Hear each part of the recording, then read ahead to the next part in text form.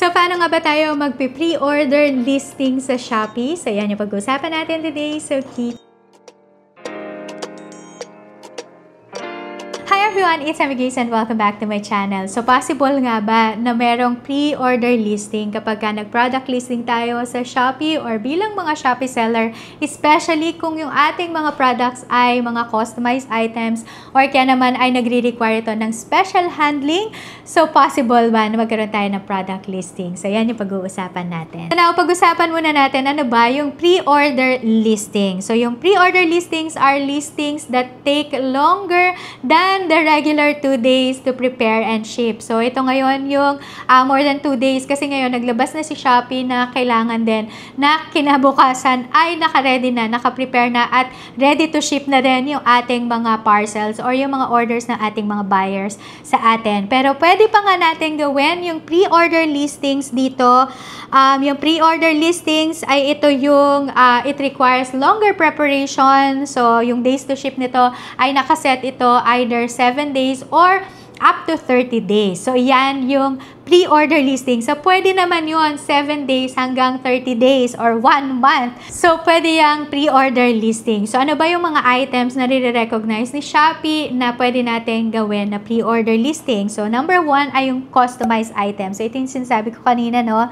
Yung customized items ay ito yung mga items na kinakailangan personalized or kaya naman ay i-customize or made to order na tinatawag. And then, number 2 ay special handling. So, ito yung mga pre-selling of items. So, iyan yung dalawang items na usually naka-pre-order listing siya. Ngayon, ang mga sellers ay expected siya na magkaroon lang siya ng low percentage of 10% of the total active listings na meron siya sa kanyang shop na ito lang yung pre-order listing. So, like for example, meron tayong 100 na product listing sa ating shop. 10% of that, which is 10 items, ay ito lang yung kinakailangan natin na gawing pre-order listing. So, naka-note dyan na yung mga sellers who exceed this rate will face penalties. So, kaya kinakailangan na at least nasa 10% or kaya naman ay mas mababa pa yung mga pre-order listings natin. So, yan yung policy na meron sa Shopee when it comes sa pre-order listing. So, ngayon ay mag-jump in tayo. Paano naman natin gagawin or paano natin ilalagay yung ating product list na isang pre-order listing. So, i-walkthrough ko kayo. Lalagay ko yung screenshots dito sa ating screen. So, ang gagawin nyo lang ay i-open natin yung ating Shopee app. And then, dyan sa ating Shopee app, sa pinaka-bottom, ay meron kayo makikita dyan na Me.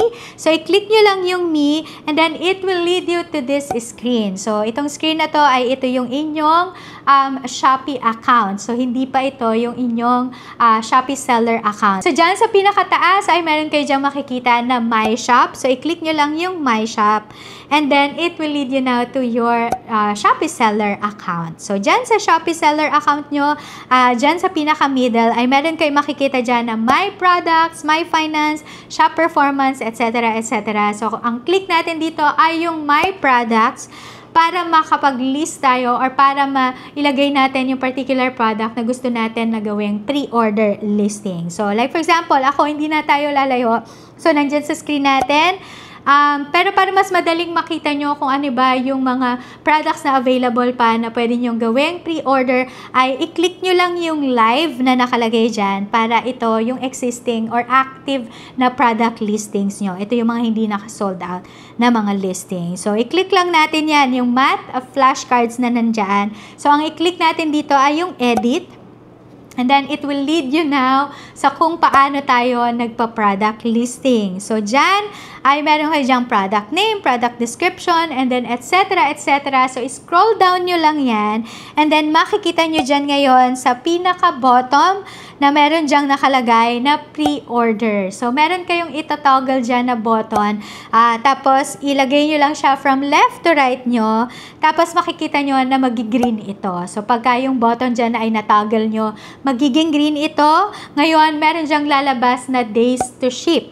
So, dyan sa days to ship ay meron kayo dyang nakalagay na between 7 to 30 days. So, yan yung ibig sabihin na pwede nyong i-ship yung inyong mga orders na to or yung mga orders ng buyers nyo na naka-pre-order listing within or between 7 to 30 days. So, hindi na dapat siya mag-exceed ng 30 days kasi yun na yung pinaka-maximum number of days to ship natin sa ating mga pre-order listing. So, pwede nating i-edit yung number of days dyan. So, i-click nyo lang yung number and then para isa-set nyo siya, like for example, set natin siya ng 10 days. So, yan. 10 days yung nakalagay dyan. Then, ang i-click nyo lang dyan ay yung update. So, after nito, ay i-review lang ng konti ito ni Shopee and then, ready na ito for your pre-order listing. So, itong product na to ay naka-pre-order listing na siya. Pero make sure lang, again, na yung product listings nyo na naka-pre-order ay kailangan 10%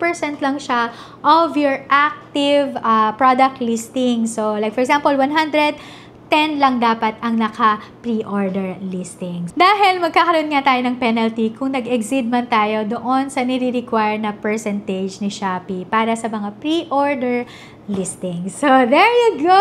Thank you so much for joining me. And kung interested kayo sa mga videos kung paano nyo naman i-maximize at paano nyo i-monetize yung inyong online presence sa pamamagitan ng pag-share lang ng mga Shopee links, ng mga Lazada links, at ng mga TikTok links or affiliate links na tinatawag, ay lalagay ko yung playlist link nun down in the description box or dito sa ating card. And don't forget to subscribe. So, kung gusto nyo na maging part ng Graceful Homeschooling family, i-click nyo lang yung subscribe button at i-turn on your notification bell for more videos like this. And I hope that I'll see you again on my next one. God bless everyone and I will see you around. Bye!